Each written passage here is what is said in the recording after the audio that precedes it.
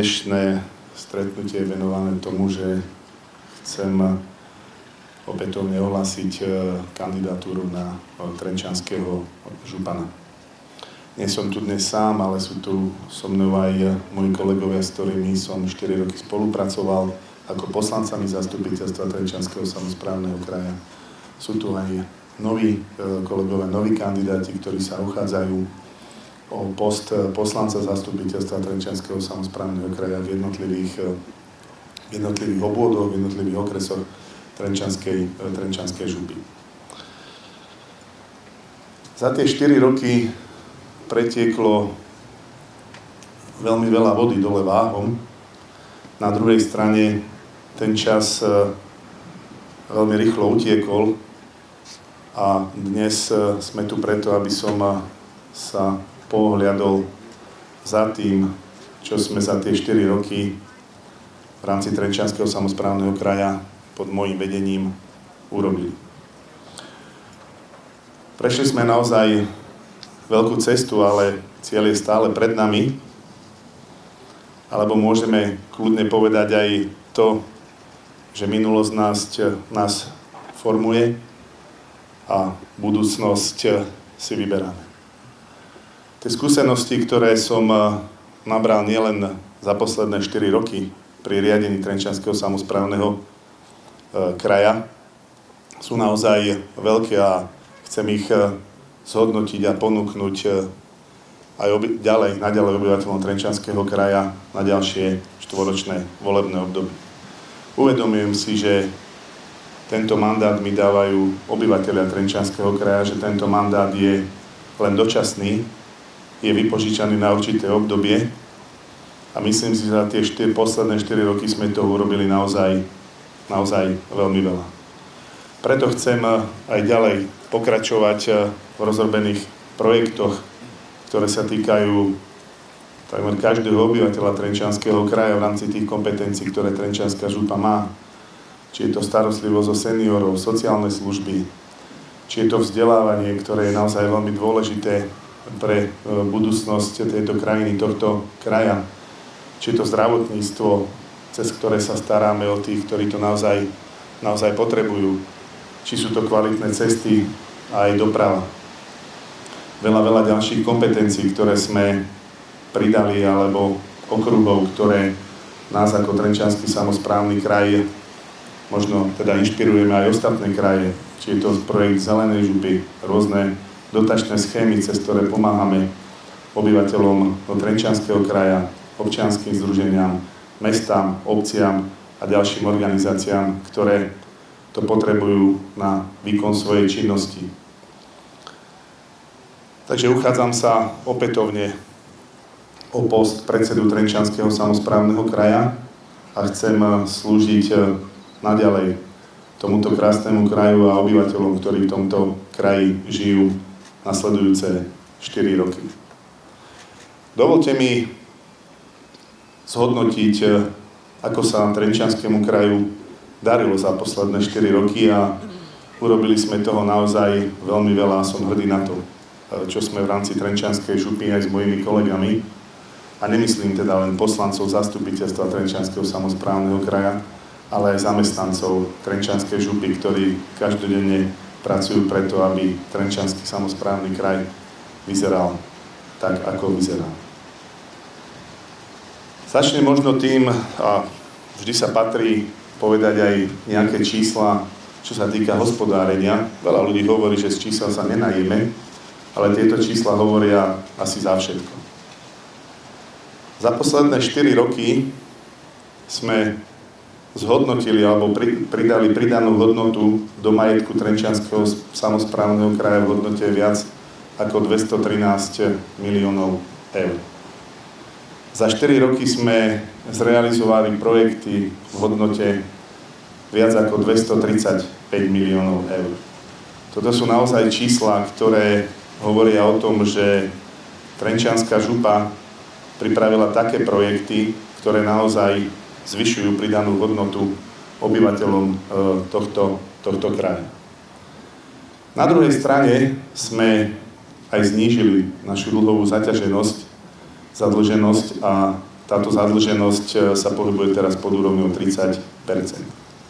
Aj tie finančné prostriedky, ktoré boli úverovo zobraté v minulosti, boli využité hlavne na kofinancovanie veľkých investícií, či už v oblasti zdravotníctva, v oblasti rekonštrukcie a modernizácií ciest 2. a 3. triedy a ďalších zariadení, ktoré Trenčiansky samosprávny kraj má. Teší ma tiež, že sme mohli za posledné 4 roky poskytnúť cez rôzne dotačné schémy Zelené oči a ďalšie viac ako 2,7 milióna eur mestám, obciam, rôznym občianskym združeniam, ktoré naozaj potrebujú tieto finančné prostriedky na to, aby mohli v rámci tých svojich komunít pracovať s týmito ľuďmi, aby týmto ľuďom mohli priniesť rôzne veci, výchovno-vzdelávacie, kultúru, sociálne veci a veľa, veľa ďalších. Sme veľmi radi, že spoločne s poslancami sme mysleli aj na tieto komunity a že sa našlo v rozpočte viac ako 2,7 milióna eur. Trenčiansky samosprávny kraj, určite aj iné kraje, sa opiera hlavne o financie, ktoré nám plynú z rozpočtu Európskej únie, teda z eurofondov.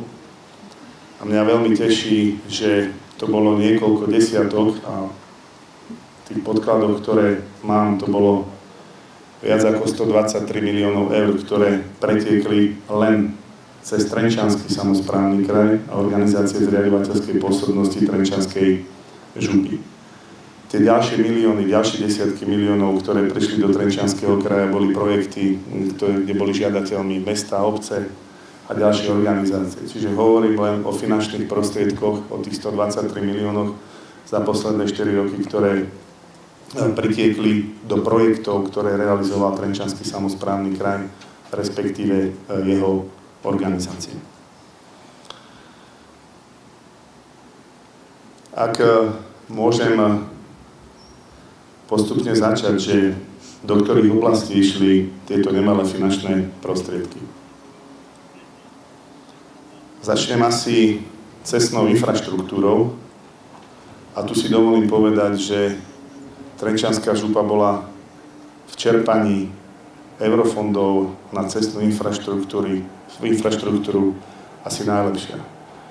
Bolo to 67 miliónov eur, ktoré sme získali z eurofondov na rekonštrukciu ciest 2. triedy, ktoré vlastne za ktoré zodpovedá Trenčiansky samosprávny kraj.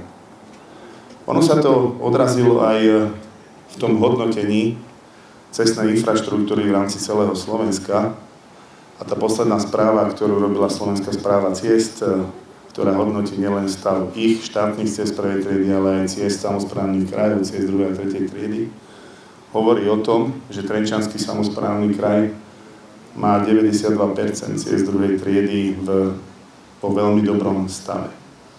Ostatné kraje sa idú percentuálne oveľa nižšie a tiež ma teší, že aj cesty 3. triedy, na ktoré išli finančné prostriedky hlavne zo samotného rozpočtu Trenčianskej župy, sú hodnotené na úrovni 82% vo veľmi dobrom stave.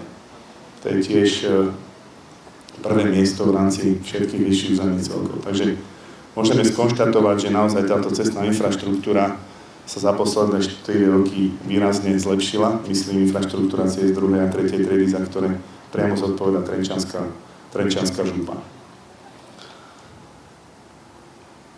Samozrejme, pri týchto investíciách, ktoré išli z eurofondov do ciest 2. triedy, sa opravilo aj niekoľko desiatok mostov. Niektoré boli úplne nové a niektoré sa teda rekonštruovali a modernizovali. Pamätáme si dobre, keď sme chodili pred rokom, pred 2 rokmi a pred 3 rokmi, teda v tom období 2002-2026 po kraji a kontrolovali sme tieto jednotlivé úseky ciest 2. triedy. Či to bola cesta Nové Mesto nad Váhom, Stará Turá-Myjava, ktorá stála niekoľko miliónov eur. Či to bola cesta a modernizácia cesty z Veľkých Úheriec smerom na Skicov, na Nitriansky samosprávny kraj, okrese Partizánskej. Táto investícia stála naozaj najviac, bolo to viac ako 16 miliónov eur a tam sme tiež museli zobrať úverové zdroje, aby sme túto cestu dokončili. Či to bola cesta z Trenčianskej Teplej, cez kúpeľné mesto Trenčianske Teplice, cez Machnač až do Deževíc. Čiže táto cesta je takmer plne zrekonštruovaná v celom úseku 25 km, chýba nám 5 km cez Horňany a Bobot, ktoré chceme modernizovať v tom nadchádzajúcom volebnom období. Ďalej to bola a veľký kus dobrej roboty sa urobil na ceste smerom z Orlového, vrátane Orlovského mosta, to je náš najväčší most a v rámci Trenčianskeho kraja, ktorý vlastne ide cez ponad rieku Váh, cez Povazku, Bystricu a smerom až do Domaniže. Čiže to bol tiež úsek a dlhý úsek, ktorý bolo potrebné zrekonštruovať a zmodernizovať. Tiež ma veľmi teší, že sme spoločne s poslancami našli finančné zdroje na vybavenie pre našu správu ciest Trenčianskeho samosprávneho kraja. Za posledné obdobie to bolo viac ako 12 miliónov eur, ktoré išlo do techniky, do rôznych prístrežkov, do modernizácie týchto cestmajsterstiev, pretože tí cestári by asi ťažko rukami a lopatami robili letnú, respektíve zimnú údržbu. Takže za to im chcem aj takýmto spôsobom naozaj poďakovať, že s tou novou technikou dokážu robiť oveľa efektívnejšie, dokážu spraviť viac roboty a určite aj kvalitnejšie. Keď sme pri doprave, tak k doprave určite patria aj cyklotrasy. Je to nielen moderná, ale bezpečná, ale aj zdravá forma alebo spôsob, ako chodiť do práce, z práce a mňa veľmi teší, a tu si doma dovolím povedať, že budovaní cyklotrás je Trenčiansky samosprávny kraj najlepším krajom. Keď si zoberieme len tie financie, ktoré sme použili z plánu obnovy a odolnosti, ten benchmark na celé Slovensko, ktorý má splniť teda ministerstvo dopravy, bolo vo vybudovaní 160 km cyklotrás. Len pre Trenčiansky samosprávny kraj sme získali 40 km z tých 160 km. Čiže štvrtina tohto rozpočtu z plánu obnovy a odolnosti na cyklotrasy v rámci celého Slovenska je tu, v Trenčianskom kraji, a je to naozaj vidieť. Tento rok, a dovolím si povedať, že do 30. septembra bude skolaudovaných 90 zo 100 km Vašskej cyklomagistrály, ktorá bude spájať, keď sa celá dokončí, aj s tými 10 km 3 kraje, Žilinský, Trnavský, ale aj 3 kúpeľné mesta, Nimnica, Trenčianske Teplice a Piešťany. Čiže budovaný cyklotrás Trenčianska župa využila viaczdrojové financovanie, teda okrem vlastného rozpočtu, z ktorého išlo tiež niekoľko miliónov eur na budovanie týchto cyklotrás. Využila aj eurofondy a využila plán obnovy a odolnosti. Tiež ma veľmi teší, že z plánu obnovy a odolnosti sme získali finančné prostriedky aj na hornonitriansku cyklomagistrálu, kde ten úsek Partizánske Chalmová je už dokončený a predtým sme robili z eurofondov ešte 5 km úsek Malé Bielice Partizánskej. Čiže čakáme ešte na správoplatenie kolaudačného rozhodnutia a dostali sme sa tým pádom vlastne aj do okresu Prievidza, kde v rámci tejto takmer 70 km hornonitrianskej cyklomagistrály chceme naďalej pokračovať a sú vypísané výberové konania a tendre na zhotoviteľov dokumentácií jednotlivých úsekov. Čo nás veľmi teší, že tieto finančné prostriedky na budovanie cyklotrás sú aj ohodnotené obyvateľmi Trenčianskeho kraja a nielen v rámci Trenčianskeho kraja. Tým, že od roku 2018, keď sme začali budovať prvé úseky, prvé etapy, či už Vážskej, respektíve hornonitrianskej cyklomagistrály, sa po týchto úsekoch previezlo viac ako 4 milióny ľudí, ktorí, či to bol na bicykloch, či to boli ženy s kočíkmi, či to boli korčuliari, ľudia, ktorí aj pešo využívajú túto cyklotrasu. Takže to číslo je naozaj ohromné a pre nás je to také vyjadrenie a potešenie z toho, že tie investície, tie milióny eur boli investované dobre a že obyvateľe nielen Trenčianskeho kraja túto cyklovú infraštruktúru využívajú. Keď sme pri doprave, veľmi dôležitý prvok a veľmi dôležitá kompetencia Trenčianskeho samosprávneho kraja je verejná osobná doprava. Keď hovorím verejná, tak verejná. Že nevozíme a nechceme teda voziť v budúcnosti v autobuse jedného, dvoch ľudí, ale chceme prekopať tie cestovné poriadky, ktoré sú naozaj staré, niektoré aj viac ako 30 rokov. A som veľmi rád, že sme urobili prvé kroky napríklad v okresoch Myjava, v okresoch Nové Mesto nad Váhom a ja pevne verím, že tá doprava, verejná osobná doprava si časom sadne a ľudia si na to zvyknú, pretože na jednej strane sme ušetrili peniaze daňových poplatníkov a na druhej strane podľa tých čísel, ktoré máme po tých zmenách, tak sme previezli viac cestujúcej verejnosti, ako tomu bolo predtým. V tomto určite chceme pokračovať aj ďalšie 4 roky a rozšíriť túto tzv. Taktovú dopravu na celé územie Trenčianskeho samosprávneho kraja. Chcem poďakovať aj všetkým, ktorí na týchto nových cestovných poriadkoch pracujú a sú to naozaj ľudia, ktorí sa v tom vyznajú, ktorí to študovali a ktorí možno potrebujú aj viac komunikovať s niektorými tými staršími ľuďmi, ale sú to ľudia, ktorí vedia, čo chcú, čo potrebujú a chceme naďalej zabezpečovať kvalitnú verejnú osobnú dopravu, aj keď túto službu verejnej osobnej dopravy využíva iba 10% obyvateľov Trenčianskeho kraja. Tých zvyšných 90% zasa hovorí, že prečo vozíme v autobusoch pár ľudí alebo vozíme prázdny vzduch. Tak preto pristupujeme k tomu, aby bola zachovaná verejná osobná doprava v kvalite a hlavne teda za tie ceny, za tie náklady, ktoré je to teda nejakým spôsobom hodné pre tých 10% obyvateľov Trenčianskeho samosprávneho kraja. Čiže toľko asi k doprave.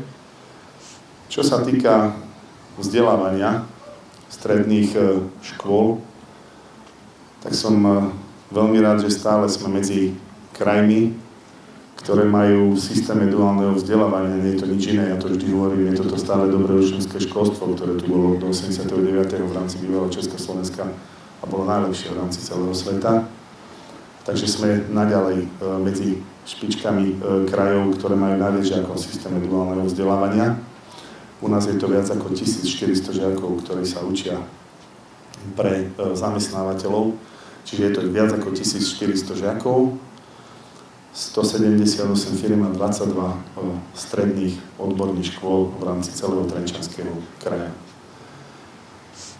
Nebolo to jednoduché do tohto systému znova naskočiť po tých 25 rokoch, ale som veľmi rád, že sa nám to podarilo a niekedy na začiatku sme nečakali ani na zmenu legislatívy, ktorá sa týkala teda vzdelávania na odborných školách, ale sme podpísali veľmi veľa memorand so zamestnávateľmi v rámci Trenčianskej župy na jednej strane, na druhej strane so strednými školami a Trenčianskym samosprávnym krajom.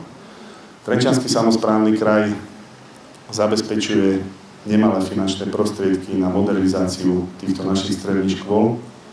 K hornej Nitre sa teda ešte dostanem a uvediem len jeden príklad z Fondu spravodlivej transformácie do okresov Prievidza a do okresu Partizánske sme získali viac ako 22 miliónov eur na modernizáciu 7 stredných odborných škôl, čiže každá táto škola získala nemalé finančné prostriedky a nie len teda na tie stavby, ale hlavne na moderné technológie, ktoré sú súčasťou každého projektu tejto školy a na vzdelávanie. Vzdelávanie sme tam naozaj chceli, pretože ak máte dostať nové technológie, tak sa musíte aj s nimi naučiť pracovať, musíte ďalej posúvať žiakom. Dokonca sme dostali peniaze aj na modernizáciu a na nové študijné školské programy, ale aj učebné programy, kde teda spolu so zamestnávateľmi sa úplne prekopali učebné osnovy a vytvorili sa nové na základe požiadaviek zamestnávateľov tu v Trenčianskom kraji. Finančné prostriedky do školstva išli aj z eurofondov, aj cez Radu partnerstva, aj cez plán obnovy a odolnosti, či to bola stredná odborná škola Nováky. To boli ďalšie milióny, ktoré išli do týchto škôl. Jedinečná škola umeleckého priemyslu tu v Trenčine. A keď som pri tom školstve, tak veľmi ma naozaj teší to, že sme získali finančné prostriedky na pokračovanie projektu tzv. Peer review. Nie je to nič iné, len to, aby sme teda tento projekt zabezpečí pre 12 škôl, ktoré sa do tohto projektu zapojili, zabezpečí tento projekt zvyšovanie kvality výučby na týchto 12 stredných školách. Väčšinou sú to gymnázia. My sme v minulosti do tohto projektu zapojili aj iné stredné školy. Ja som rád, že Ministerstvo školstva cez štátny inštitút odborného vzdelávania dáva tieto finančné prostriedky a pokračuje v tomto projekte, ktorý má za úlohu zlepšovať kvalitu vzdelávania v vzdelávacích procesoch na našich stredných školách. Veľmi dôležitá, keď sme pri vzdelávaní a pri mládeži, je spolupráca aj s rôznymi psychologickými centrami. Najnovšie sme podpísali memorandum o spolupráci s IPčkom. Je to organizácia, ktorá komunikuje nielen s učiteľmi, ale aj so žiakmi v rôznych ťažkých psychických situáciách a tá spolupráca sa ešte teraz v priebehu leta rozšíri. Nechcem dopredu hovoriť o tzv. SOS skupinu, kde budú zástupcovia policajného zboru, Trenčianskeho samosprávneho kraja, psychológovia, IPčko, riaditelia škôl. Tu vám poviem, naozaj máme veľmi veľa roboty pred sebou, aby sme pomohli tým žiakom, ktorí to naozaj potrebujú. Viac o tom dnes nebudem hovoriť, o tom budeme hovoriť v auguste počas prázdnin, ako táto skupina bude pracovať a čo bude jej úloha. Keď sme pri odbornom vzdelávaní, tak ma veľmi teší to, že dve naše školy v Trenčianskom kraji ašpirujú na získanie titulu Centra excelentnosti odborného vzdelávania a prípravy. Týchto centier excelentnosti nebude v rámci celého Slovenska veľa, možno ich bude 12, 14. A som rád, že keďže považie a veľká časť kraja je strojárenského charakteru, tak som veľmi rád, že na toto Centrum excelentnosti ašpiruje Stredná odborná škola Strojnícka v Považskej Bystrici, ktorá teda ašpiruje v tom odbore, alebo v tom obore strojárenstvo, strojníctvo. Čiže jediná, ak to získa teda tento certifikát, tak to bude jediná strojnícka škola, ktorá bude Centrom excelentnosti v rámci celého Slovenska. Druhou takou školou, ktorá ašpiruje na Centrum excelentnosti v rámci odboru alebo oboru stavebníctvo, je Stredná priemyselná škola stavebná tu v Trenčine. A ak aj tá získa toto Centrum excelentnosti, tak bude jedinou stavebnou školou v odbore stavebníctva, ktorá bude mať tento titul. Každá škola na to, aby získala takýto certifikát Centra excelentnosti, získala z eurofondov plus teda kofinancovanie Trenčianskej župy 2,5 milióna eur. Tých 2,5 milióna eur pôjde na vzdelávanie, pôjde to na nákup nových moderných technológií, ale veľa tých finančných prostriedkov pôjde hlavne teda na vzdelávanie a to nás naozaj veľmi teší, pretože tieto centra excelentnosti budú príkladom pre ďalšie, či už strojnícke školy, respektíve stavebné školy v rámci celého Slovenska. Po komunikácii, tá komunikácia je naozaj dlhoročná, je to dlhoročný proces so zamestnávateľmi v Trenčianskom kraji. Sme už niekoľko rokov poskytujeme tzv. Stredoškolské štipendia. Sú to štipendia na tie odbory, ktoré sú požadované trhom práce, ale nejakým spôsobom nie je veľký záujem zo strany žiakov, respektíve ich rodičov tieto odbory študovať. Momentálne ich máme a ktoré môžeme podporiť cez toto stredoškolské štipendium. Ich je 34 definovaných aj poslancami zastupiteľstva Trenčianskeho samosprávneho kraja a my sme niekoľko stoviek tisíc doteraz vyplatili na týchto štipendiách žiakom, ktorí študujú práve tie odbory, ktoré sú požadované trhom práce a zamestnávateľmi tu v Trenčianskom kraji. Takže teší ma, že vytvárame naozaj podmienky za niekoľko desiatok miliónov a lepšie podmienky nielen pre žiakov, pre študentov, pre našu budúcnosť, ale aj pre učiteľov, ktorí na týchto stredných školách fungujú. Mohol by som hovoriť desiatky projektov, ktoré sú podporované z eurofondov na týchto školách. Možno spomeniem len jednu školu, to je Stredná priemyselná škola Dubica nad Váhom, ktorá získala 4,5 milióna eur na rekonštrukciu a modernizáciu dielní, kde vzniknú nové učebne moderných technológií, kybernetickej bezpečnosti a ďalších.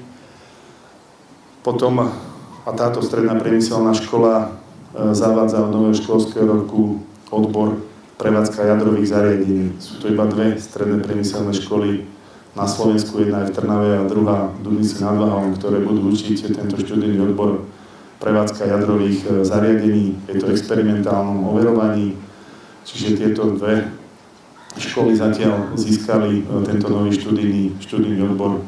Viete asi z akých dôvodov, keď to poviem, tak sme naozaj v energetike jadrovou veľmocou na počet obyvateľov a tie megawaty, ktoré vyrábajú jednak jadrová elektráreň Mochovce a jednak jadrová elektráreň Jaslovské Bohunice, ktorá sa má teda podľa zámyslu vlády ďalej rozšíriť a má tam vyrásť nová jadrová elektráreň. Takže to sú naozaj veľmi dobré správy a reagujeme naozaj na požiadavky trhu práce, požiadavky zamestnávateľov tu v Trenčianskom kraji a nielen teda v rámci Trenčianskeho kraja. Prešiel by som na zdravotníctvo. Keď sme tu boli pred 4 rokmi a keď som teda nastupoval moje 3. volebné obdobie, tak sme boli kritizovaní tým, že máme v Trenčianskom kraji veľmi málo zariadení, ktoré sú monitorovacie a v tomto prípade to boli magnetické rezonancie. A chcem povedať, že za tie 4 roky pribudli dve verejné magnetické rezonancie. Jedna magnetická rezonancia bola financovaná z rozpočtu Trenčianskej župy v nemocnici s poliklinikou Povazka Bystrica a druhá zo štátneho rozpočtu tu priamo vo fakultnej nemocnici Trenčín. Čiže pribudli dve vysokovýkonné magnetické rezonancie, ktoré určite pomôžu občanom dostať sa rýchlejšie k týmto vyšetreniam. Kúpili sme ďalšie zariadenia, ktoré monitorujú a bez ktorých teda nevedia rozhodnúť lekári v rámci našich 3 nemocníc v Povazkej Bystrici, kde je úplne nové diagnostické centrum. Z plánu obnovy sa zrekonštruoval a z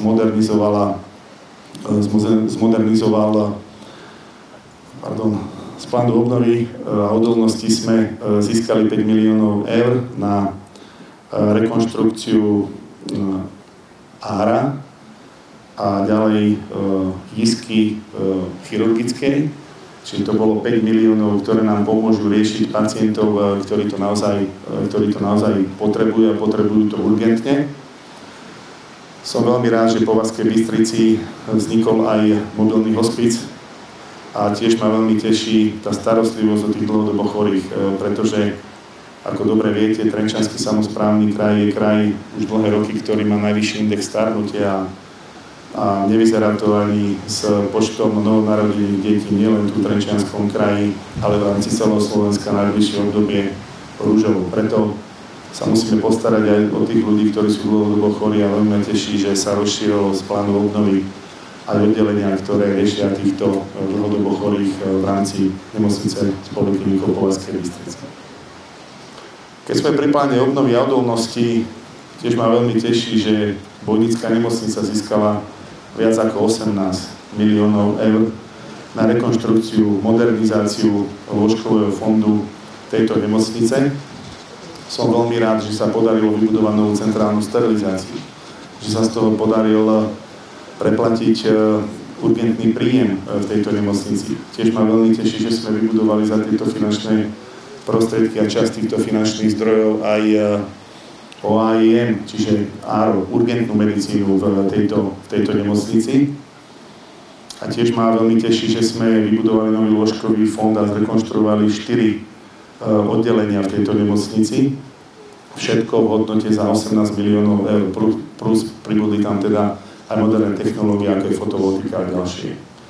Čiže staráme sa v rámci našich nemocníc o to, aby sme pripravili a zlepšovali to prostredie nielen pre lekárov, ale hlavne pre pacientov, ktorí tieto nemocnice navštevujú. Naša najmenšia tretia nemocnica s poliklinikou na Myjave, a tu chcem povedať aj za ostatné nemocnice, že za posledné 4 roky sme otvorili niekoľko nových ambulancií cez tieto naše župné nemocnice, ktoré slúžia obyvateľom Trenčianskeho kraja. Takže nie je to len o tom, že na jednej strane ambulancie zanikajú, či už špecializované alebo všeobecné ambulancie, ale na druhej strane nové ambulancie aj vznikajú.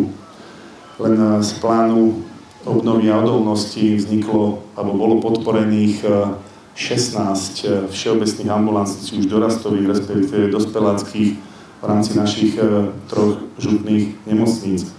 Takže to nás naozaj veľmi teší. Pribudli aj ďalšie nové ambulancie mimo našich župných nemocníc a celkovo teda ten rozdiel vzniknutých a zaniknutých ambulancií za posledné 4 roky je plus 87.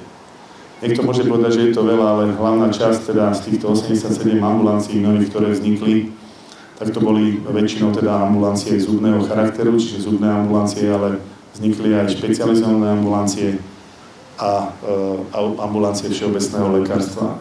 Čiže toto nás naozaj veľmi teší a sme radi, že aj ten ambulantný sektor je takýmto spôsobom posilnený. V nemocnici s poliklinikou na Myjave teda spoločne budujeme nové dializačné centrum s jednou súkromnou spoločnosťou v nevyužitých priestoroch tejto nemocnice. Ten investor nový do toho vklada takmer 1 000 000 eur. Niečo financuje župa a vlastne bude platiť aj nájom za tieto priestory, ktoré si teda sám zrekonštruoval a zmodernizoval. Čiže to bude ďalší príjem pre nemocnicu s poliklinikou na Myjave. Je potrebné sa naozaj postarať o tých starších ľudí a som veľmi rád, že v Trenčianskom kraji vzniklo ďalšie paliatívne oddelenie, pretože to bolo iba jediné. V nemocnici 20 rokov jediné. V nemocnici s poliklinikou Považská Bystrica som veľmi rád, že toto paliatívne oddelenie vzniklo, alebo takéto paliatívne oddelenie vzniklo aj v nemocnici v Partizánskom. Je vidieť, že ak teda dáme tomu správne mantinely, tak aj v zdravotníctve sa dá spolupracovať so súkromným sektorom. Či už je to nové dializačné stredisko v nemocnici s poliklinikou na Myjave, ale aj ďalšie nájmy, alebo ďalšie priestory, ktoré prenajímame súkromným spoločnostiam. Vždy to musí byť nejakým spôsobom regulované. Nemôže to byť len tak halabala, ale keď si vieme zadefinovať jasné mantinely, tak to môže byť prospešné všetkým stranám a teda hlavne pacientovi, ktorý tieto zdravotnícke služby používa. Vrátim sa, keď som hovoril o školstve a o práci s mládežou. Vznikol a už roky funguje pri Trenčianskom samosprávnom kraji krajský mládežnícky parlament, cez ktorý dávame priestor mladým ľuďom, študentom, aby hovorili svoje názory na to, ako zlepšiť to prostredie a nielen to školské prostredie. Počúvame ich názory aj na to, ako zlepšiť možno fungovanie Trenčianskeho kraja. Som veľmi rád, že tento krajský mládežnícky parlament, ktorý je poradným orgánom Trenčianskeho župana, takýmto spôsobom funguje a stretávame sa aj na pravidelnej báze. Naposledy sme mali s týmito študentami veľmi zaujímavý team building, kde sme sa tiež dozvedeli veľmi veľa zaujímavých podnetov, takže nás veľmi teší, že cez túto platformu mládežníckeho parlamentu dávame priestor týmto študentom, aby sa mohli zaujímať o veci verejné a aby mohli vyjadrovať svoje názory. Šport. Nielen cyklotrasy, ale aj ďalšie športy alebo ďalšie pohybové aktivity podporuje Trenčiansky samosprávny kraj zo svojho rozpočtu. To vlajkovou loďou je určite aj najväčšou investíciou aj za pomoci vlády Slovenskej republiky je vybudovanie regionálnej hokejovej akadémie ako pilotného projektu v rámci celého Slovenska, za ktorý Trenčianska župa získala od výkonného výboru Slovenského zväzu ľadového hokeja od Bíra Šatana ocenenie za prínos pri budovaní hokejovej infraštruktúry ako prvý kraj. Bolo na začiatku veľmi veľa pochybností o tomto projekte, že za tie peniaze sme mohli mať to, hento a tak ďalej. Ale tie pochybnosti pominuli, keď prišli majstrovstvá sveta do 18 rokov tu v Trenčine, kde našu reprezentáciu tvorili 8 hráči, čiže tretina z Trenčianskeho kraja. A z tých 8 žiakov, študentov boli 6 žiaci z našej strednej športovej školy, pod ktorú patrí táto regionálna hokejová akadémia. Dokonca 2 alebo 3 žiaci tejto regionálnej hokejovej akadémie a školy tu v Trenčine boli draftovaní do NHL. Medzi prvými bol úplne Samo Honzek, ktorý už je teda starší, ktorý začínal na tejto regionálnej hokejovej akadémii. Adam Golier, ktorý bol kapitán 18-ky, Hrenák, brankár 18-ky, ktorí tiež títo chalani študujú, už nebudú teda študovať, si boli draftovaní, tak idú makať a zarábať si na hokejový chlebiček do NHL. Ale to je teda vidieť naozaj, že tá investícia, celý ten projekt, ktorý som si nevymyslel ja, nevymysleli si ho poslanci, ale je to projekt, s ktorým prišiel Slovenský zväz ľadového hokeja ešte v roku 2017, keď sme podpísali toto memorandum, že niečo také tu v Trenčianskom kraji vybudujeme. Takže tento projekt sa naozaj ujal a má svoje prvé ovocie. Regionálna hokejová akadémia, teda tie priestory budú slúžiť aj základným školám, materským školám a všetkým tým, ktorí chcú korčulovať, ktorí na to nemajú, možno v tých obciach, na Kopaniciach, nemajú priestor, kde by mohli korčulovať. A som veľmi rád, že tento projekt nám podporilo ďalšie memorandum so Športovou akadémiou Mateja Tóta, ktorá má najviac materských a základných škôl práve tu v Trenčianskom kraji a ktorá teda učí dostať sa teda k tomu športu, učí športovým návykom tieto deti už od materských škôl cez základné školy.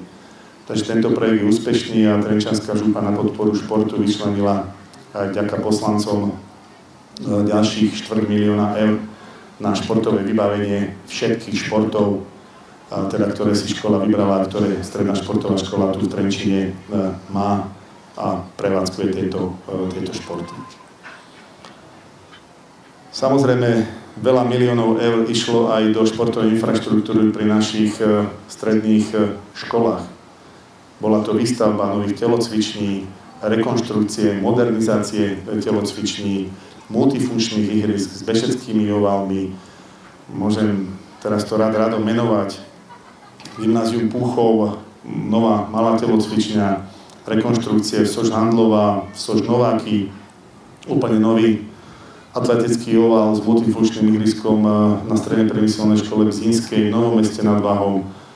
Veľmi veľa tejto športovej infraštruktúry sa buduje a teda aj za pomoci Fondu na podporu športu, za pomoci eurofondov a za pomoci dotácií vlády Slovenskej republiky a veľmi veľa finančných zdrojov bolo schválených poslancami z vlastného rozpočtu Trenčianskej župy. V tomto samozrejme chceme pokračovať aj ďalšie roky. Kultúra.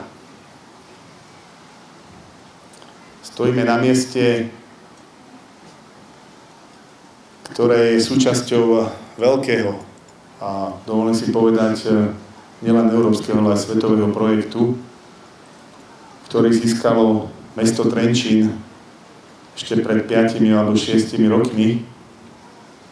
Je to projekt Európskeho hlavného mesta kultúry 2026. Práve na tomto mieste bol oficiálny slávnostný otvárací ceremoniál vo februári tohto roka. A mňa veľmi teší, že Trenčiansky samosprávny kraj je od začiatku vlastne tohto projektu hrdým partnerom krajského mesta Trenčín. A že teda nielen, že je spoluzakladateľom Kreatívneho inštitútu Trenčín, ktorý celý ten proces, celý ten veľký niekoľkoročný projekt riadi, ale že Trenčianska župa na základe rozhodnutia poslancov vyčlenila 5 miliónov eur na to, aby tento projekt Európskeho hlavného mesta kultúry 2026 bol úspešný. Nebol to len otvárací ceremoniál, ktorý bol naozaj veľmi dobrý a tie výsledky dostali aj samotní poslanci na zastupiteľstve Trenčianskeho samosprávneho kraja, kde sa v Trenčíne nachádzalo viac ako 55 000 ľudí počas tohto otváracieho trojdňového ceremoniálu v piatok, sobota a nedeľa. Teší ma to, že nielen na tomto ceremoniáli, ale aj počas roka na stovkách až tisíckach rôznych kultúrnych, spoločenských podujatí participujú okrem Trenčianskeho samosprávneho kraja naše organizácie zriaďovateľskej pôsobnosti Trenčianskej župy, Trenčianske múzeum, ktoré spravuje župný Trenčiansky hrad, verejná knižnica Michala Rešetku, ale aj galéria Miloša Alexandra Bazovského.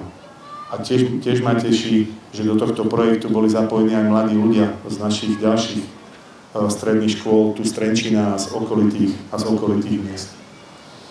Som veľmi rád, že v rámci tohto projektu sa urobila jedna výzva, ktorá sa volá, že Európa kraju, kde sa vyčlenili dvakrát finančné prostriedky v celkom objeme 4 milióna eur, kde tieto finančné prostriedky mohli žiadať rôzne občianske združenia a neziskové organizácie v rámci celého Trenčianskeho kraja, aj organizácie z Hornej Nitry a z ďalších častí Trenčianskej župy, aby mohli participovať aj takýmto spôsobom na tomto unikátnom a jedinečnom medzinárodnom projekte, ktorý môže Slovensko získať tak raz za 13 rokov. Ak sa bude rozširovať Európska únia, tak to bude ešte viac rokov ako 13. Veľa ľudí hovorilo, že na čo podporujeme tento projekt, veď nič neprinesie. Nie.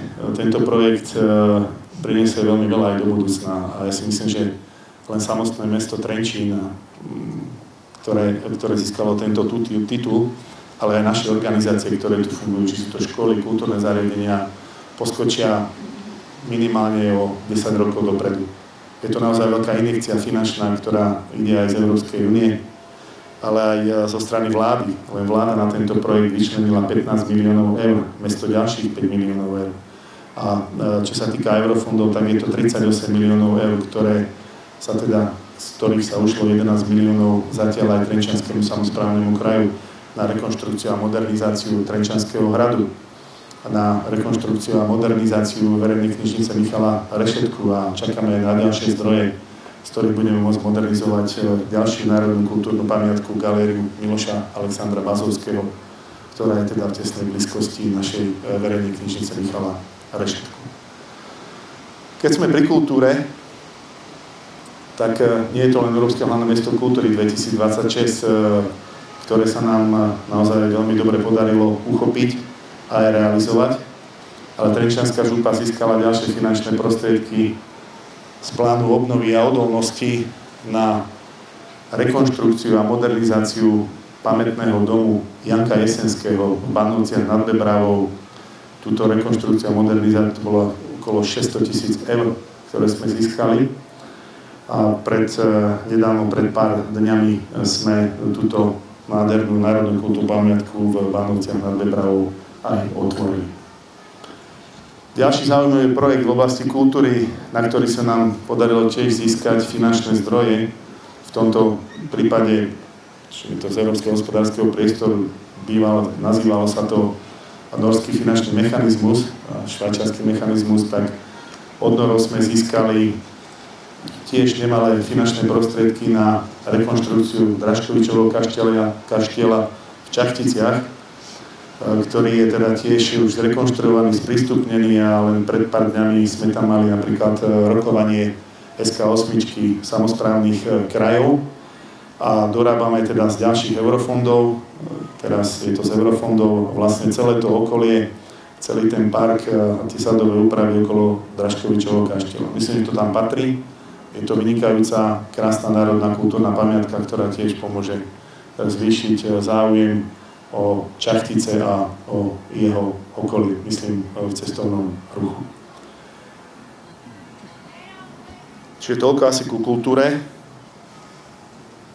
Práca s mládežou som hovoril, školstvo som hovoril, dopravu som hovoril, zdravotníctvo som hovoril. A myslím si, že je čas hodnotiť aj veci, ktoré sa týkajú tých slabších ľudí, sociálne slabších ľudí a tých starších ľudí.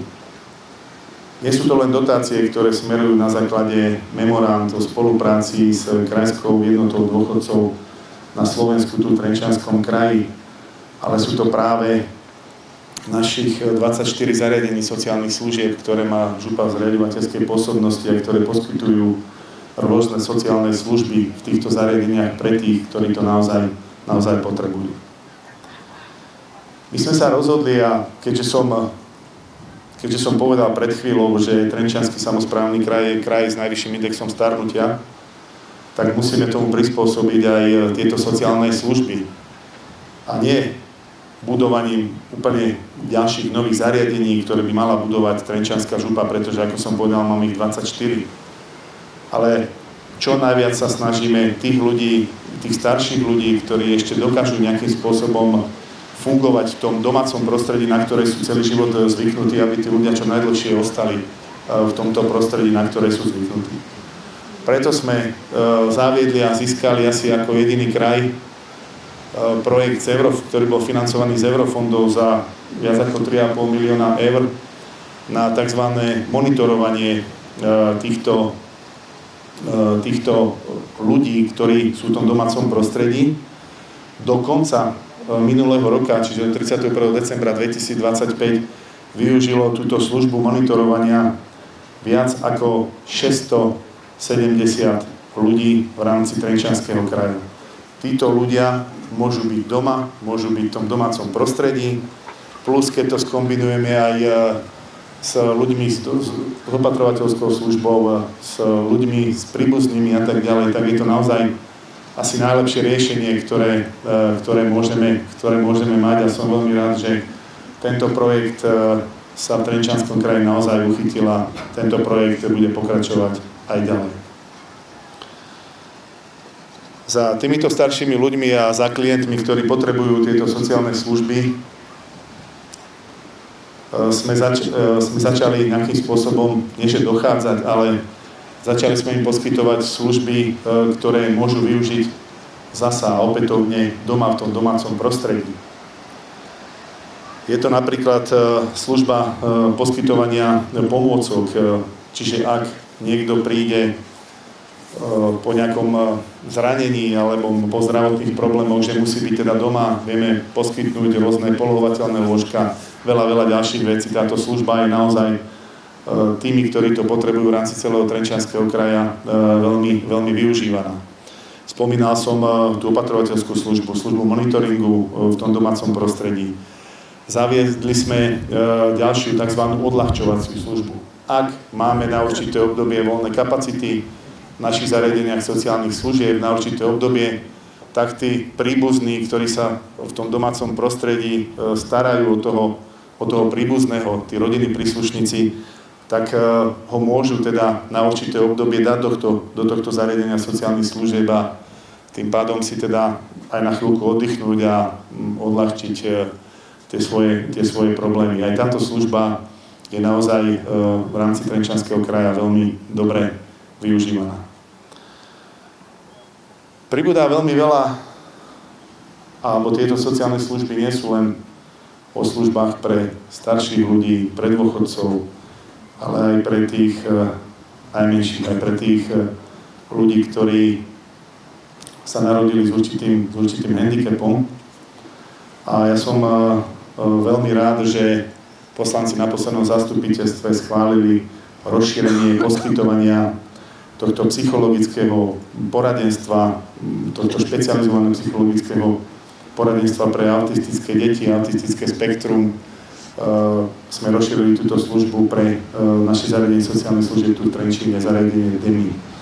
Tak toto zariadenie vzniklo tak, že sa spojili dve slova deti a my. Takže som veľmi rád, že rozširujeme tie sociálne služby a tieto sociálne služby chceme rozširovať aj do budúcna a reagujeme tak na potreby naozaj všetkých tých ľudí, ktorí tieto služby takýmto spôsobom potrebujú. Mňa veľmi teší, že sme mohli získať z plánu obnovy a odolnosti viac ako 5 miliónov eur cez ministerstvo školstva na debarierizáciu 29 stredných škôl. Tu chcem, Monika, aj tebe takto verejne poďakovať za to, že si takým ambasádorom Slovenského paralympijského výboru a že si navštívila a pokontrolovala všetky tieto naše stredné školy, ktoré sú v súčasnosti bezbariérového charakteru a tieto školy potom si môžu vybrať aj študenti a deti, ľudia, ktorí majú handicap. Takže, Monika, chcem ti za to naozaj poďakovať a tá spolupráca s tebou, aj vrátanie Slovenského paralympijského výboru je naozaj na veľmi vysokej a dobrej úrovni a teším sa na túto spoluprácu aj v budúcnosti. Monika zažila naozaj aj nielen dobre, ale aj zlé chvíle, aj rôzne patálie. Niektorí tí stavbári teda niečo neupevnili tak, ako mali. To padlo tuším aj na hlavu raz, ale tak Monika je tu naďalej medzi nami, funguje, že si mala mať nejaký príplatok za túto úlohu, za túto prácu, ktorú robíš pre handicapovaných ľudí a som veľmi rád, že v rámci Slovenského paralympijského výboru tu v Trenčianskom kraji sa stretávaš s ľuďmi a radíš im, ako majú prekonávať tie svoje každodenné prekažky, ktoré sú oveľa zložitejšie ako máme zdraví ľudia. Takže aj táto spolupráca je naozaj veľmi dôležitá. Čo sa týka ešte sociálnych zariadení, tak máme tam veľké projekty, ktoré sme získali tiež z cudzích zdrojov. Ten možno najdlhší, ale aj najväčší projekt je tzv. Deinštitucionalizácia jedného z našich sociálnych zariadení v Adamovských Kochanovciach. A znamená to, že toto zariadenie už nebude v tom starom kaštieli, ale tí klienti z tohto zariadenia budú rozmiestnení do nových domčekov. Každý ten domček má kapacitu 12 klientov a tieto nové zariadenia, aby boli títo klienti bližšie vlastne k tým obyvateľom tej komunite, v týchto samosprávach sú v Mnichovej Lehote, v Chocholná Veľčice, v Adamovských Kochanovciach vedľa toho starého zariadenia a tu v Trenčine hneď teda za väzenskou nemocnicou, kde teda sme z časti zrekonštruovali, alebo teda úplne zrekonštruovali bývalý internát strednej zdravotníckej školy za tieto peniaze z plánu obnovy a odolnosti a postavili teda ešte vedľa ďalší domček s kapacitou 12 klientov. Toto centrum denných aktivít s kapacitou 30 ľudí, 30 klientov bude robiť rôzne denné aktivity s tými, ktorí to potrebujú.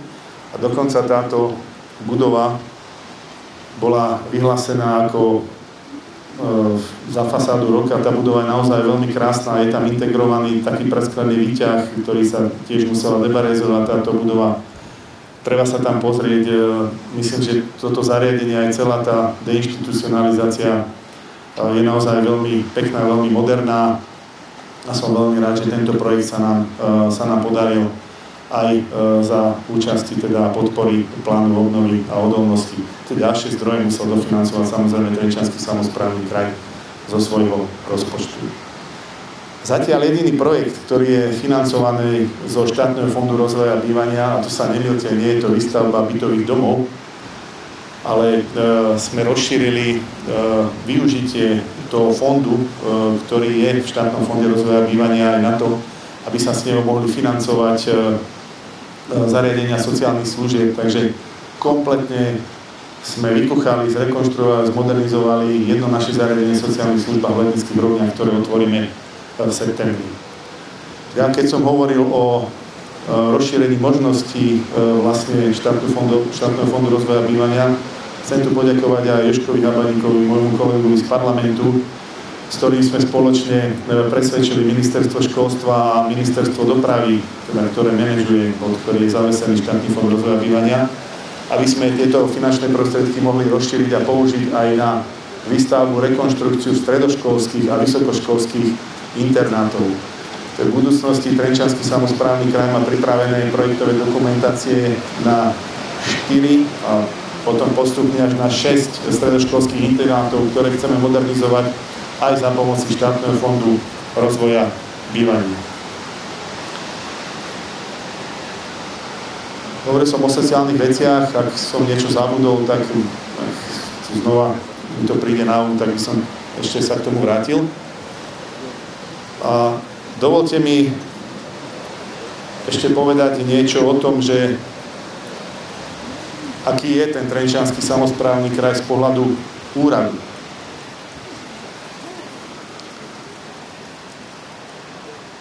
Tieto hodnotenia, ktoré poviem, som si nevymyslel ja, nevymysleli si to poslanci zastupiteľstva Trenčianskeho samosprávneho kraja, ale vymysleli si to, alebo teda tieto ocenenia nám dali renomované inštitúcie, ktoré pôsobia na Slovensku, ale aj v Rade Európy.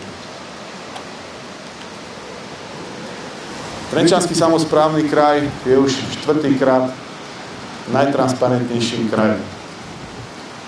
Bola to dlhá cesta získať tieto ocenenia a keď som prišiel na župu prvýkrát v decembri 2013, tak Trenčianska župa bola jednoznačne posledná zo všetkých krajov s percentuálnym hodnotením 28. Všetky tie župy boli niekde okolo 40, 50, nad 50, niektoré boli aj nad 50%. V tom roku 2014 sme si povedali, poďme to vylepšiť, veď obyvatelia si zaslúžia, občania tohto kraja si zaslúžia vidieť nám na prsty, keď to tak poviem, a zaslúžia si vidieť, na základe akých princípov rozhodujeme, kde idú tieto verejné zdroje, ako tieto verejné zdroje sú využívané. A preto sme si povedali, poďme trošku otvoriť teda tú kuchyňu toho úradu Trenčianskeho samosprávneho kraja. Nech sa naozaj tí občania a obyvatelia pozerajú do tej kuchyne a pozerajú na naše prsty. To posledné hodnotenie, ktoré bolo, nám opätovne potvrdilo najvyšší rating A+, a dokonca tá transparentnosť sa zvýšila o 3 percentuálne body na 84. Ak dobre počítam, tak ten rozdiel za 13 rokov transparentnosti je plus 56%. Chcem poďakovať aj takto na diaľku našim zamestnancom a celému úradu Trenčianskeho samosprávneho kraja, pretože tá práca je práve o nich, ktorí pripravili všetky tie procesy, ktorí ich zviditeľnili, stransparentnili. A chcem poďakovať aj poslancom zastupiteľstva Trenčianskeho samosprávneho kraja, ktorých budem aj dnes, teda niektorých z nich budem tu predstavovať, ktorí sa rozhodli kandidovať spoločne so mnou. Za to, že sme schválili tieto dokumenty a umožnili sme teda nazrieť obyvateľom a občanom Trenčianskeho kraja do našej kuchyne. Toto hodnotenie robilo Transparency International Slovensko, Tiska, ktorá teda má tieto pobočky po celom svete. Druhé hodnotenie, na ktoré som naozaj veľmi hrdý, je hodnotenie GRECO. Je to skupina štátov, ktorá bojuje proti korupcii. Je to Group of States Against Corruption. A táto skupina je zriadená pod Radou Európy v Štrasburgu. Počas 6. monitorovacieho kola, kde teda táto skupina monitoruje aj Slovenskú republiku, sme sa ako Trenčiansky samosprávny kraj, ako jediný z vyšších územných celkov dobrovoľne prihlásili do tohto monitoringu a tento monitoring nám vyšiel naozaj veľmi dobre. GRECO ocenilo našu protikorupčnú politiku, máme protikorupčnú smernicu, ktorá bude znova recertifikovaná, máme ďalšie nástroje, ďalšie veci, ktoré naozaj bojujú proti korupcii a bojujú s korupciou. A tiež ma veľmi teší, že GRECO ohodnotilo aj prístup Trenčianskej župy k verejnému obstarávaniu, pretože tie smernice, ktoré máme vydané, sú v niektorých prípadoch oveľa zložitejšie a ako umožňuje zákon a prísnejšie teda ako umožňuje zákon o verejnom obstarávaní. Z týchto vecí nechceme nejakým spôsobom poľaviť. Ohodnotilo to aj Transparency International Slovensko, že je to dobrý počin, že tieto smernice sú prísnejšie ako samotný zákon o verejnom obstarávaní. Veľakrát áno, je problém niektoré veci obstarať, musia sa obstarávať viackrát, ale takýmto spôsobom chceme pustiť viac konkurencie do týchto, ktorá sa uchádza o tieto verejné zdroje. Tiež nemenej dôležitým ohodnotením Trenčianskeho samosprávneho kraja je súťaž Zlatý erb. Táto súťaž každoročne hodnotí webové stránky vyšších územných celkov, ale aj niektorých samospráv. A dlhé roky sme boli na druhom mieste zo všetkých vyšších územných celkov, ale minulý rok sa nám podarilo, tuším aj v roku 24, teraz už presne neviem, ale za rok 25 sme zvíťazili.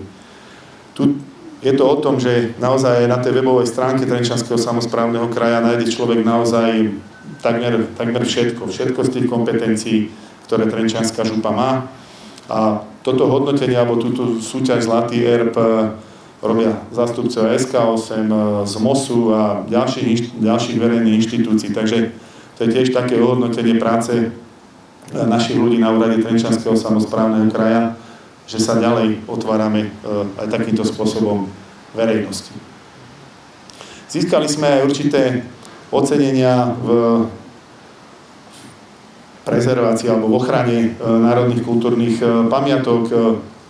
Veľmi zaujímavý bol projekt, ale ktorý bol financovaný ešte roky predtým. Týka sa Trenčianskeho hradu, cezhraničný projekt Trebuchet, ktorý získal v tom ohodnotení roky dozadu 96, tuším, zo 100 bodov a získali sme aj ďalšie ocenenia. Čo je tiež veľmi dôležité pri budovaní spoločenskej zodpovednosti je aj národná cena Úradu pre normalizáciu, ktorý každoročne teda vypisuje národnú cenu za kvalitu a spoločenskú zodpovednosť. Trenčiansky samosprávny kraj v roku 2003, ak si dobre pamätal, získal toto ocenenie Úradu pre normalizáciu.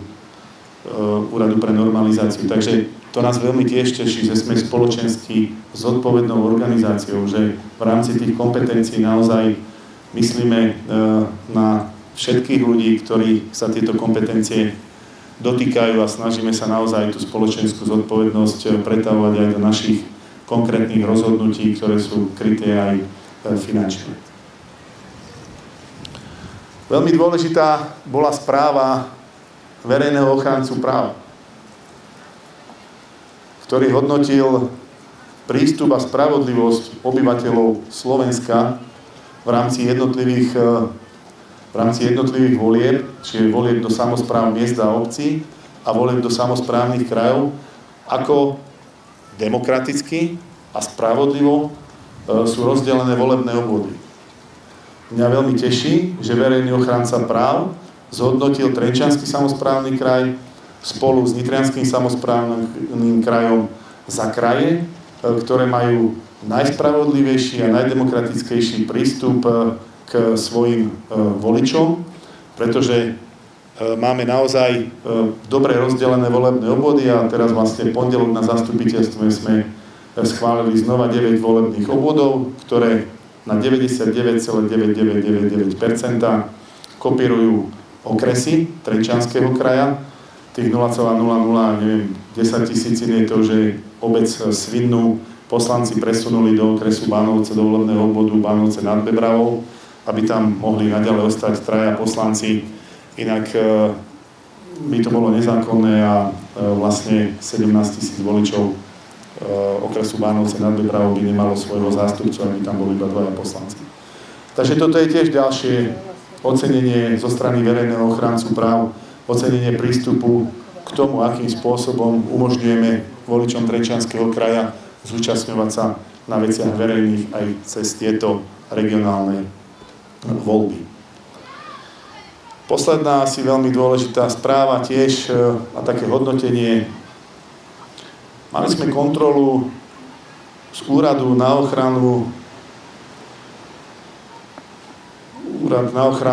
ľudí, ktorí na ochranu oznamovateľov, mali sme kontrolu z úradu na ochranu oznamovateľov protispoločenskej činnosti a táto kontrola jasne povedala, aby sa do tejto kontroly hovorí, že Trenčiansky samosprávny kraj má všetky procesy, ktoré sa týkajú ochrany oznamovateľov protispoločenskej činnosti v poriadku. Toto je tiež jedno z veľmi dôležitých hodnotení pre úrad Trenčianskeho samosprávneho kraja.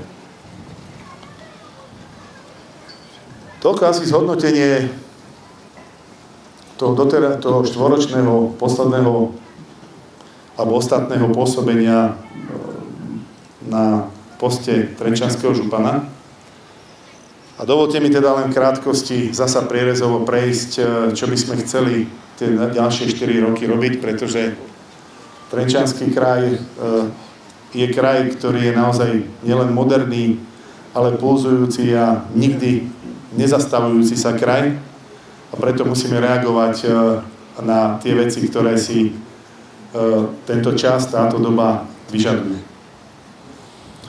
Čo sa týka eurofondov, máme nakontrahovaných, a zasa hovorím len za Trenčiansky samosprávny kraj, zmluvy o NFP v hodnote viac ako 90 miliónov eur. Tieto finančné prostriedky pôjdu do rôznych odvetví, do podpory cestovného ruchu, do školstva, len ten spomínaný Fond spravodlivej transformácie 22 miliónov eur, ktorý ide do našich 7 stredných odborných škôl na Hornej Nitre. A keď spomínam o Hornej Nitre, tak som zabudol v rámci tých projektov spomenúť jeden veľký projekt, ktorý sa týkal rekvalifikácií baníkov. Týmto projektom za niekoľko miliónov eur prešlo takmer 1200 baníkov, ktorí boli zamestnaní v hornonitrianskych baniach. Boli tam aj nejakí ľudia z elektrárne Nováky, ktorá tiež skončila. Myslím, že to bol veľmi úspešný projekt, ktorý riadil, a bol to národný projekt, napriek tomu, že to bol národný projekt, tak ho riadil Trenčiansky samosprávny kraj. Tento projekt trval niekoľko rokov, dokonca vznikol na základe toho druhý ešte projekt, ktorý sme dorekvalifikovali ďalších 700 baníkov a takto pomohli regiónu Hornej Nitry. Región Hornej Nitry pomáhame teda aj týmito eurofondami, kde teda budeme moderné stredné odborné školstvo. Som veľmi rád, že samospráva mesta Prievidza a spolu s hornonitrianskými baňami cez PTH vytvorili nový zdroj vykurovania, keďže elektrárne Nováky skončila. Väčšia časť tej základne, palivovej základne tejto energetiky vykurovania Prievidze, Koša a Novák je z obnoviteľných zdrojov energie, takže toto nás tiež teší, že tento región sa stáva zelenším. A v tomto regióne chceme ako Trenčianska župa ešte pomôcť revitalizovať niektoré tie mokradie, ktoré sú po tých zatopených banských častiach. Chceme budovať ďalej, chceme pokračovať vo výstavbe hornonitrianskej cyklomagistrály na Hornej Nitre. Dokonca, keď som spomínal o autistoch, tak máme tam len taký denný stacionár v Prievidzi a chceme tieto služby pre autistické spektrum obyvateľstva rozšíriť aj na Hornej Nitre, čo sa týka sociálnych služieb. Ďalej je to infraštruktúra. Najbližšie chceme začať úplne s výstavbou nového mosta v obci Opatovce nad Nitrou.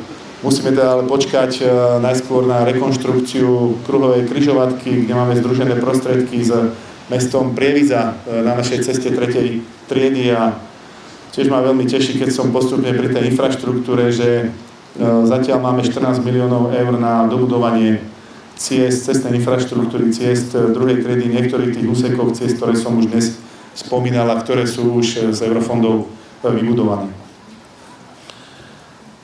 Tiež som veľmi rád, že Nie všetky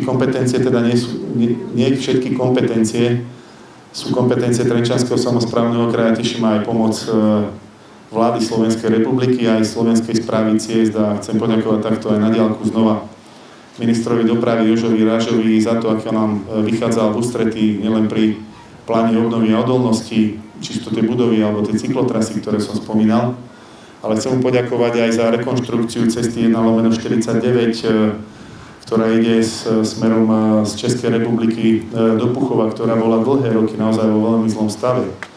A chcem tiež poďakovať, a verejnosť sa to dočká z najbližšie dní a pevne verím, že koncom júla sa konečne otvorí celý 7,5 kilometrový úsek cesty 1/9 s Bierovskými mostami, ktoré tiež financovala Slovenská správa ciest zo štátneho rozpočtu. Boli sme tam na kontrolnom dni, takže tento úsek a s Bierovskými mostami by mal byť do dočasného užívania niekedy koncom júla. Takže ešte vydržte a ja pevne verím, že sa toho po tých rokoch teda dočkáme. Trenčiansky samosprávny kraj vníma situáciu pri Lavgariciu, kde tá cesta je Trenčianskej župy, cesta 2/507, a preto sme už tento rok pripravili taký prvý odľahčovací projekt, kde chceme vybudovať na kruhovej križovatke medzi Lavgariciom a Teskom tzv. Bypassy, ktoré by mali tiež spriepustniť vlastne túto dopravu v okolí Lavgarice, a potom samozrejme spoločne aj s krajským mestom Trenčín budeme hľadať riešenia, ako to celé prepojiť aj s tým diaľničným privádzačom, s cestou na Lavgariciu. Sú tu rôzne štúdie a tie štúdie si vyžadujú naozaj niekoľko miliónové investície, takže postupne budeme rozmýšľať aj o takýchto ďalších veciach a realizáciách. Chcem tiež poďakovať štátu a Slovenskej správe ciest za to, že pokračuje v dobudovaní prvej etapy obchvatu mesta Prievidza.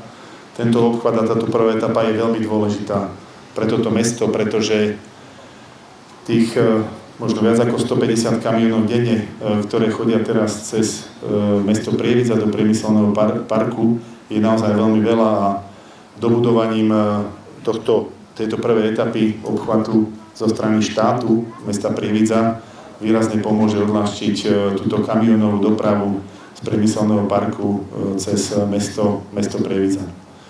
Chcem poďakovať aj pri tejto príležitosti aj poslancom, ktorí okolo toho v minulosti behali, či to bola Petra Hajšelová, ktorá bola tiež poslankyňou Národnej rady, ale aj ďalší poslanci, ktorí to riešili s ministerstvom dopravy a so Slovenskou správou ciest. Naozaj je to dlhoročný projekt a ešte nás teda čaká aj tá druhá etapa samotného obchvatu mesta Prievidza.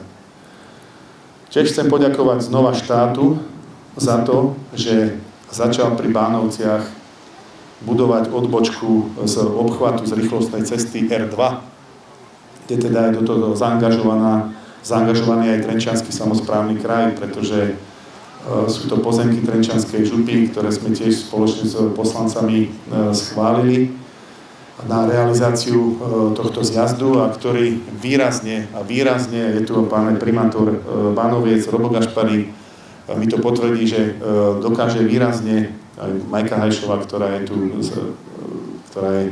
z mesta Bánovce nad Bebravou, mi potvrdia, že výrazne sa zredukuje tranzitná kamionová doprava cez mesto Bánovce nad Bebravou. Tie kamióny, ktoré budú chcieť ísť potom smerom dole na Nitru a na Nitriansky kraj. Doprava. Cyklotrasy, to som povedal. Tie chceme dobudovať 10 posledný úsek Vašskej cyklomagistrály, je to 10 km z priehrady Mládeže, čiže z Kúpelov Nimnica, cez Milochov až do Považskej Bystrice. To je posledná ten kúsok skladačky, ktorý nám chýba do tých 100 km, a postupne teda chceme realizovať aj hornonitriansku cyklomagistrálu smerom Sandlovej, cez Prievidzu, Bojnice, Nováky, Partizánske až na hranicu s Nitrianskym samosprávnym krajom na Topolčan.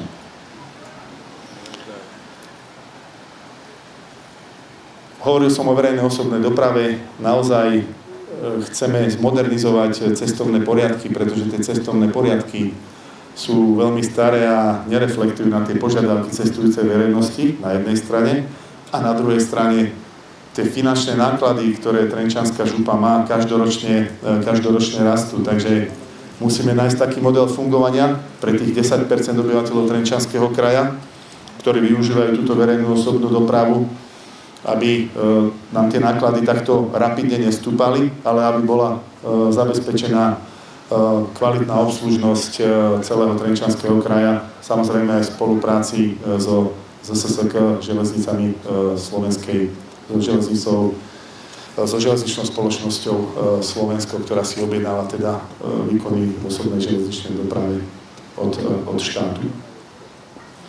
Sociálne služby chceme naďalej poskytovať sociálne služby, ktoré nebudú zaťažovať nejakým spôsobom nadmerne župný rozpočet, čiže chceme ísť medzi tých ľudí, chceme pokračovať v tých nových službách, zavádzať tie nové služby, viac ísť k tým klientom domov, pretože myslím si, že je oveľa lepšie, ak títo klienti zostanú v tom svojom domácom prostredí, na ktoré sú zvyknuté.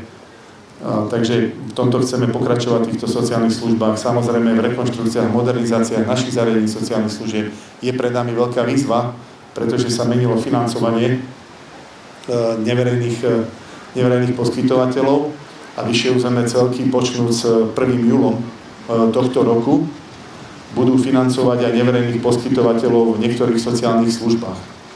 Mňa veľmi teší, že sme v parlamente teda dorokovali, a poviem to rovno aj vyboxovali, 32 miliónov eur pre vyššie územné celky zo strany vlády, zo strany štátneho rozpočtu v podobe zvýšenia daní z príjmov fyzických osôb o 0,7%, pretože ak by sme sa takto nedohodli s vládou, a chcem poďakovať ešte raz vláde, tak všetky tie náklady v hodnote asi 48 alebo 50 miliónov eur ročne by znašali rozpočty vyšších územných celkov a to si myslím, že by bolo dlhodobo neudržateľné. Takže musíme sa pripraviť aj na toto nové financovanie týchto sociálnych služieb. Vzdelávanie, naďalej chceme počúvať zamestnávateľov tu v Trenčianskom kraji. Som veľmi rád, že máme veľmi dobre napasovanú tú sieť stredných odborných škôl, že počúvame už dlhé roky zamestnávateľov, čo potrebujú, čo chcú a tiež chceme dokončiť všetky tie rekonštrukcie a modernizácie vzdelávacích inštitúcií z eurofondov a z tých projektov, ktoré máme nakontrahované.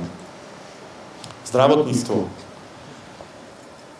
Viete, že minulý rok sme sa rozhodli preto, aby sa vytvoril tzv. Virtuálny holding z 3 župných nemocníc, TSK Hospitals, ktorý teda riadi jedna osoba, riadi to pán Lopatka, ktorý je štatutárom vo všetkých 3 nemocniciach. A musím povedať, že tie úlohy, ktoré sme mu nejakým spôsobom aj dali, plní naozaj na veľmi vysokej a odbornej úrovni. Je to človek, ktorý v zdravotníctve pôsobil roky, riadil naraz alebo štatutárom 17 nemocníc, takže teraz riadi len 3 župné nemocnice.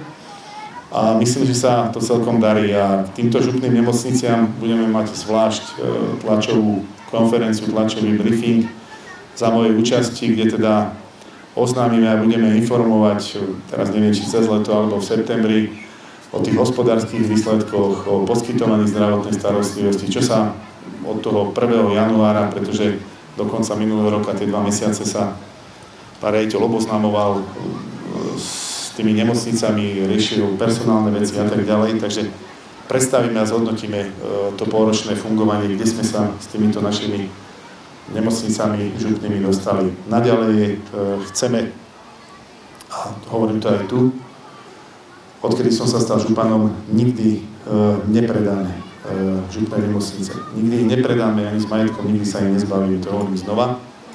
A budeme hľadať možno iné spôsoby spolupráce, ako majú tieto nemocnice v budúcnosti fungovať, ako ich rozvíjať ďalej, ako vytvárať to lepšie prostredie pre poskytovanie zdravotnej starostlivosti všetkým tým, ktorí to potrebujú, čiže pacientom Trenčianskeho kraja, ale aj zamestnancom, lekárom a sestrám, ktorí v týchto 3 župných nemocniciach fungujú.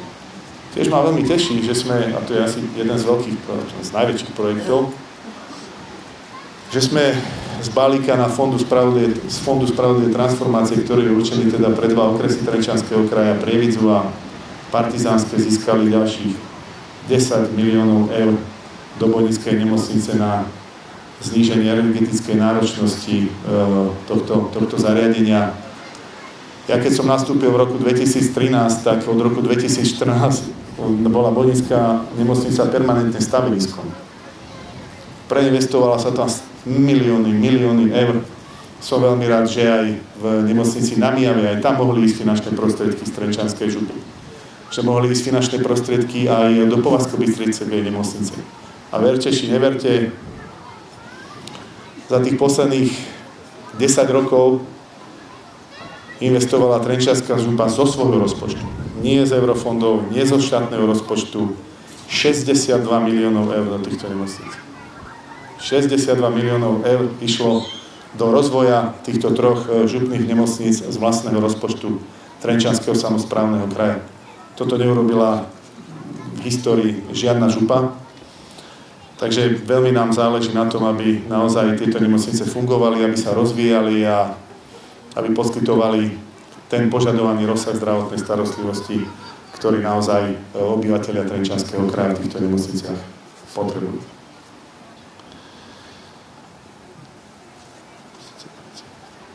Doprava, takže si povedal všetko. Všetko si povedal. Nerozmýšľaj. Dobre, ak som na niektoré veci zabudol, určite, lebo som hovoril bez papiera, neviem, ako dlho som hovoril, ale ak som na niektoré veci zabudol, tak určite aj to zhodnotenie celé na 30 strán si nájdete na mojej webovskej stránke vazzupan.sk, respektíve jaroslavbaska.sk. A určite tam po tomto dnešnom dni nájdete aj záznam z tohto ohlásenia mojej opätovnej kandidatúry, kde som hovoril aj o plánoch na ďalšie 4 roky. Ešte raz mi na záver dovolte povedať, že nebolo to jednoducho, prešli sme naozaj veľký kus cesty, veľa vody pretieklo dole váhom za tie 4 roky, ale nie sme úplne v cieli a preto chcem aj takýmto spôsobom požiadať obyvateľov a voličov Trenčianskeho samosprávneho kraja, aby mi ešte raz umožnili spravovať Trenčiansky samosprávny kraj a umožnili mi dať tento prepožičaný mandát, s ktorým chcem slúžiť ďalšie 4 roky a v rámci tých kompetencií, ktoré má Trenčianska župa, chcem urobiť maximum preto, aby tento kraj napredoval ďalej, aby sa dynamicky rozvíjal, čo sa nám naozaj za tie posledné roky veľmi darilo. Chceme ho posunúť v rámci tých kompetencií oveľa ďalej. Za tie 4 roky myslím si, že máme veľmi dobre našlapnuté, máme rozpracovaných veľmi veľa projektov, aj eurofondových, aj financovaných z rozpočtu Trenčianskej župy. A ešte raz chcem poďakovať za ten rozvoj kraja tomu týmu ľudí, ktorí som mal okolo seba, poslancom zastupiteľstva Trenčianskeho samosprávneho kraja, všetkým zamestnancom úradu Trenčianskeho samosprávneho kraja, ale aj všetkým 80 organizáciám, ktoré má župa v zriaďovateľskej pôsobnosti, či sú to 3 nemocnice, 40 škôl a školských zariadení, 24 zariadení sociálnych služieb, Krajská organizácia cestovného ruchu, Správa ciest Trenčianskeho samosprávneho kraja, 12 kultúrnych a spoločenských zariadení. Ak som ešte nejaké spomenul, tak mi prepáčia. Takže chcem im za to poďakovať. Nie je to robota jednotlivca, je to robota skupiny ľudí, stoviek, možno 1000 ľudí, ktorí robia na tom zlepšovaní Trenčianskeho kraja, za čo si zaslúžia naozaj môj obdiv a veľkú vďaku. A s takýmto tímom chcem spolupracovať a pracovať ďalšie 4 roky. A preto tu mám aj dnes ľudí, ktorí sa rozhodli spoločne so mnou kandidovať za poslancov do zastupiteľstva Trenčianskeho samosprávneho kraja. Niektorí sú aj súčasnými poslancami niektorí sú novými kandidátmi na poslancov do zastupiteľstva Trenčianskeho samosprávneho kraja a s týmito ľuďmi by som rád zdieľal tú moju víziu, tie moje kroky na 4 roky, ktoré som tu dnes pomenoval. Do regionálnych volieb 24.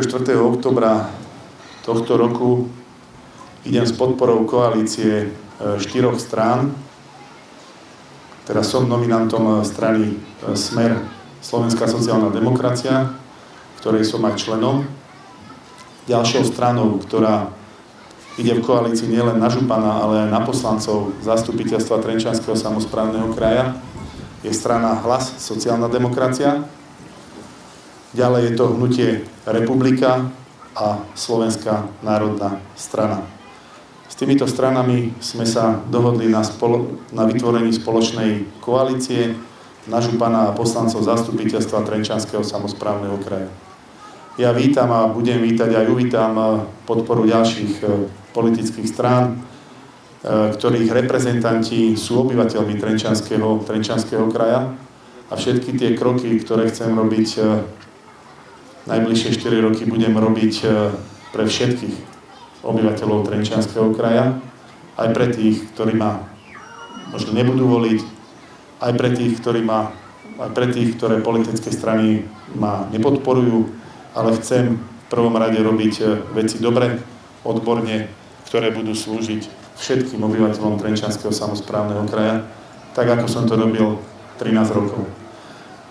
13 rokov sme sa na zastupiteľstve a pri rokovaní zastupiteľstva Trenčianskeho samosprávneho kraja nepozerali, kto aké politické tričko zastupuje. Pozerali sme sa na reálne problémy, na reálne starosti v rámci Trenčianskeho samosprávneho kraja a to bolo dobré. Politiku sme dali bokom a venovali sme sa naozaj prioritám, ktoré pomôžu a ktoré pomáhali rozvoju Trenčianskeho samosprávneho kraja. Či pri krátkodobom rozvoji, ale aj pri tom strategickom dlhodobom rozvoji.